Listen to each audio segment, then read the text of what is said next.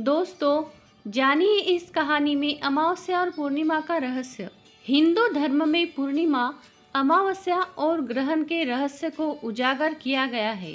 इसके अलावा वर्ष में ऐसे कई महत्वपूर्ण दिन और रात है जिनका धरती और मानव मन पर गहरा प्रभाव पड़ता है।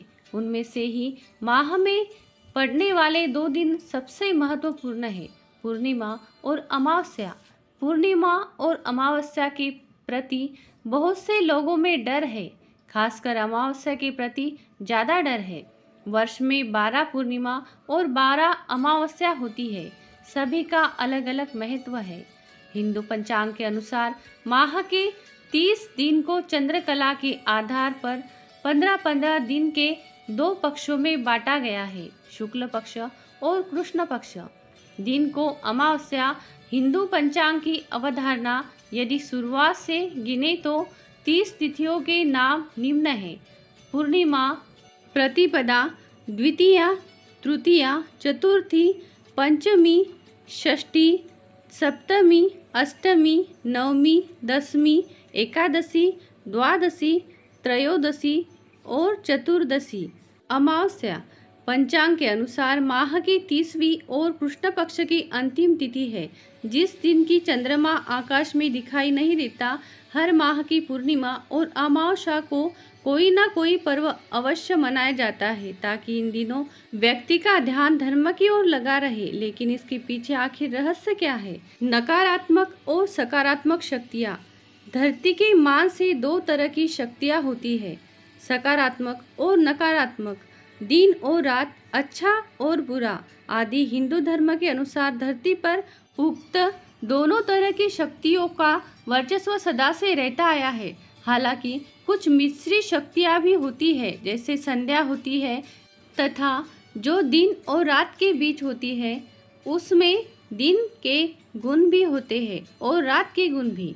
इन प्राकृतिक और दैविक शक्तियों के कारण ही धरती पर भांति भांति के जीव जंतु, पशु पक्षी और पेड़ पौधों, निराश्रयों आदि का जन्म और विकास हुआ है। इन शक्तियों के कारण ही मनुष्यों में देव गुण और दैत्य गुण होते हैं। हिंदुओं ने सूर्य और चंद्र की गति और कला को जानकर वर्ष का निर्धारण किया है। एक वर्ष में सूर्य पर आधारित 2 अयन होते हैं, पहला उत्तरायण और दूसरा दक्षिणायन। इसी तरह चंद्र पर आधारित एक माह के 2 पक्ष होते हैं, शुक्ल पक्ष और कृष्ण पक्ष। इनमें से वर्ष के मान से उत्तरायण में और माह के मान से शुक्ल पक्ष में देव आत्माएं सक्रिय रहती है, तो दक्षिणायन और कृष्ण पक्ष में दैत्य और पितर आत्माएं ज़्यादा सक्रिय रहती है। अच्छे लोग किसी भी प्रकार का धार्मिक और मांगलिक कार्य रात में नहीं करते, जबकि दूसरे लोग अपने सभी धार्मिक और मांगलिक कार्य सहित सभी सांसारिक कार्य रात में ही करते हैं। पूर्णिमा और विज्ञान। पूर्णिमा की रात मन ज़्यादा बेचैन रहता है और नींद कम आती है। कमज़ोर दिमाग वाले लोगों के मन में आत्महत्या या हत्या करने का विचार बढ़ जाता है। चांद का धरती के जल से संबंध है। जब पूर्णिमा आती है तो समुद्र में ज्वार भाटा उत्पन्न होता है, क्योंकि चंद्रमा और समुद्र के जल को ऊपर की ओर खींचता है। मानव के शरीर में भी लगभग 85% जल रहता है। पूर्णिमा के दिन इस जल की गति और गुण बदल जाते हैं। वैज्ञानिकों के अनुसार इस दिन चंद्रमा का प्रभाव काफ़ी तेज होता है। इन कारणों से शरीर के अंदर रक्त में न्यूरॉन सेल्स क्रियाशील हो जाते हैं और ऐसी स्थिति में इंसान ज़्यादा उत्तेजित या भावुक रहता है।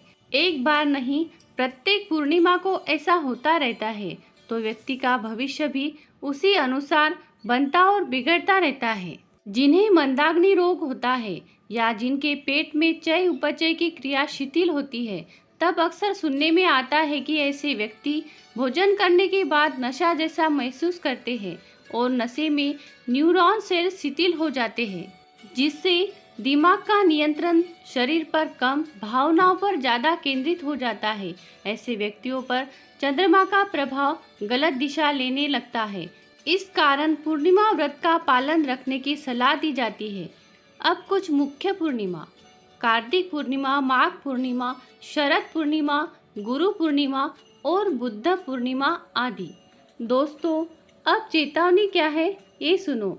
इस दिनों किसी भी प्रकार की तामसिक वस्तुओं का सेवन नहीं करना चाहिए।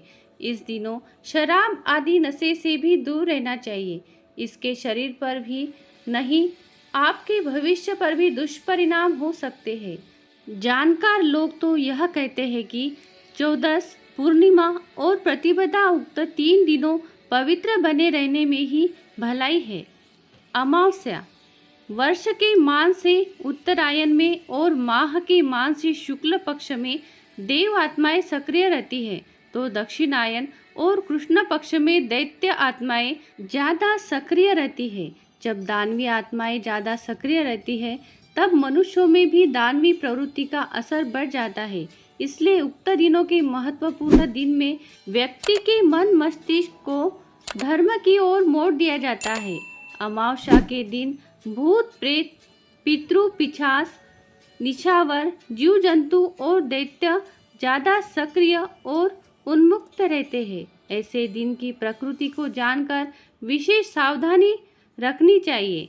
प्रेत के शरीर की रचना में 25% फिजिकल एटम और 75% इथरिक एटम होता है। इसी प्रकार पितृ शरीर के निर्माण में 25% इथरिक एटम और 75% एस्ट्रल एटम होता है। अगर इथरिक एटम संघन हो जाए तो प्रेतों का छायाचित्र लिया जा सकता है, और इसी प्रकार यदि एस्ट्रल एटम सघन हो जाए तो पितृ का भी छायाचित्र लिया जा सकता है। ज्योतिष में चंद्र को मन का देवता माना गया है। अमावस्या के दिन चंद्रमा दिखाई नहीं देता। ऐसे में जो लोग अति भावुक होते हैं उन पर इस बात का सर्वाधिक प्रभाव पड़ता है। लड़कियां मन से बहुत ही भावुक होती है। इस दिन चंद्रमा नहीं दिखाई देता तो ऐसे में हमारे शरीर में हलचल अधिक बढ़ जाती है। जो व्यक्ति नकारात्मक सोच वाला होता है उसे नकारात्मक शक्ति अपने प्रभाव में ले लेती है। धर्म ग्रंथों में चंद्रमा की 16वीं कला को अमा कहा गया है। चंद्रमंडल की अमा का नाम ही महाकला है, जिसमें चंद्रमा की 16 कलाओं की शक्ति शामिल है। शास्त्रों में अमा के अनेक नाम आए हैं, जैसे अमावस्या, सूर्यचंद्र संगम, पंचदशी, अमावसी, अमावासी या अमामासी। अमावस्या के दिन चंद्र नहीं दिखाई देता, अर्थात जिसका क्षय और उदय नहीं होता है उसे अमावस्या कहा गया है। तब इसे कुहू अमावस्या भी कहा जाता है। अमावस्या माह में एक बार ही आती है। शास्त्रों में इस दिन किसी भी प्रकार की तामसिक वस्तुओं का सेवन नहीं करना चाहिए। इस दिन शराब आदि नशे से भी दूर रहना चाहिए। इसके शरीर पर ही नहीं बल्कि आपके भविष्य पर भी दुष्परिणाम हो सकते हैं।